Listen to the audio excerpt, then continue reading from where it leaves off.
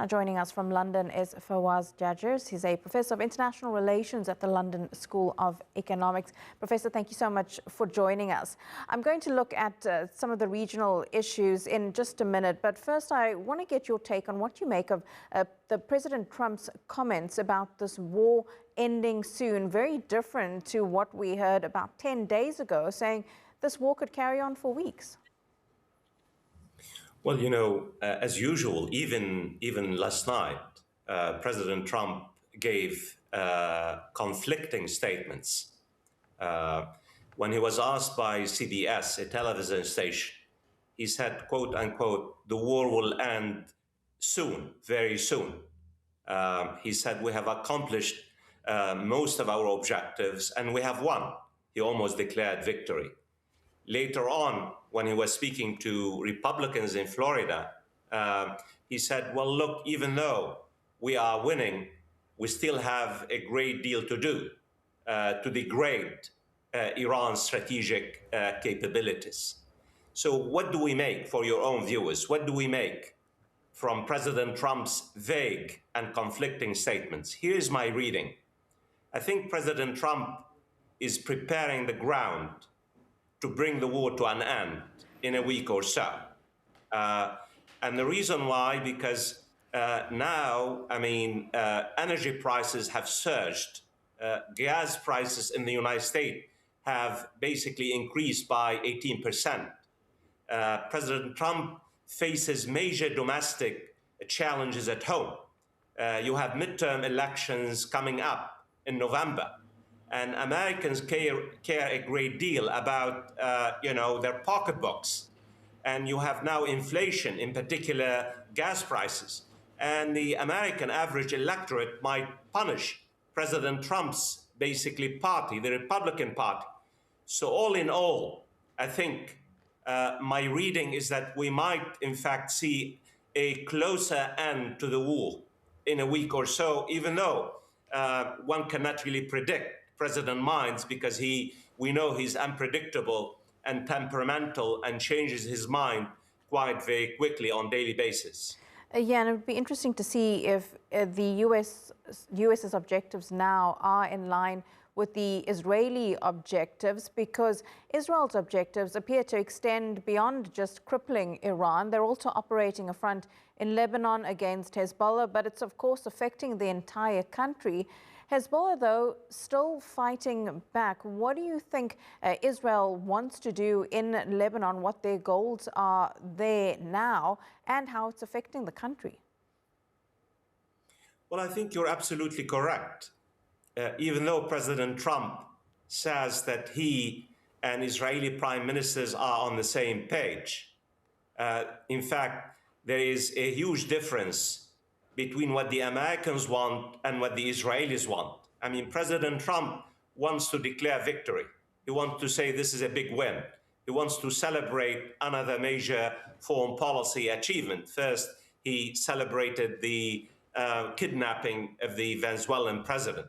And of course, he wants to degrade and destroy Iranian nuclear and ballistic missiles. I think Benjamin Netanyahu has basically greater ambitions because Netanyahu has repeatedly said he wants to change the face of the Middle East. He wants to basically restructure the geopolitical system in the region.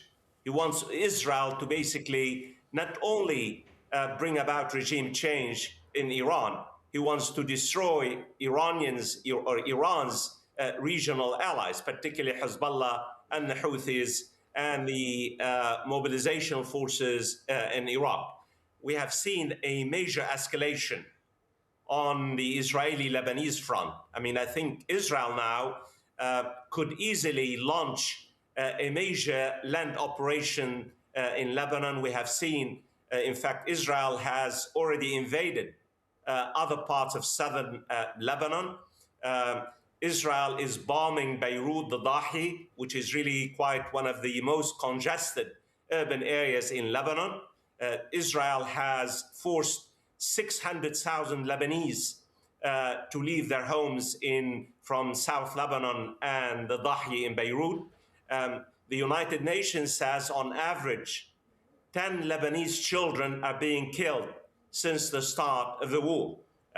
You have now 500 Lebanese who have been killed in the past few days. My fear is that we might see another major land invasion of Israel, of Lebanon, because obviously Israel has failed to defeat Hezbollah in the 60-day war. Hezbollah remains a potent force, but what I fear the most, my fear is that given Israel's all-out war in Lebanon, we could really see now major tensions between the Lebanese government and Hezbollah. We could easily see major clashes between the Lebanese army and Hezbollah if the situation escalates further, because Israel really is pushing the Lebanese government to the brink.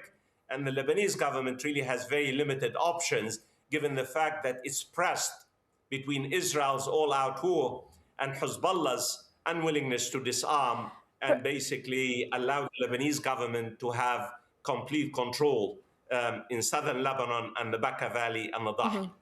Professor, when you've outlined it in that way, are there then also fears that this could end up being another civil war in Lebanon, given though that Hezbollah, when it comes to military capability, seems to far outweigh the Lebanese government and their forces?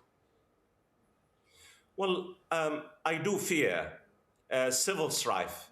I do fear, an internal major struggle between the Lebanese government and Hezbollah. But I hope that both the Lebanese government and Hezbollah know that this is really a red line. Lebanon cannot afford any kind of civil strife.